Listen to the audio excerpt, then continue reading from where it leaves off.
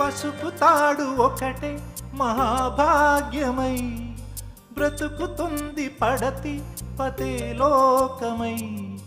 మగని మంచి కోసం పడే ఆర్తిలో సతిని మించగలరా మరే ఆప్తులు.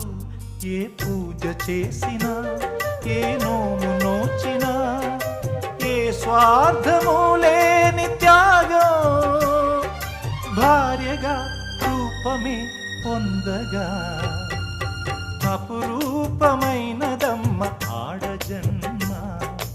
ఆ జన్మకు పరిపూర్ణత ఇల్లాలమ్మా.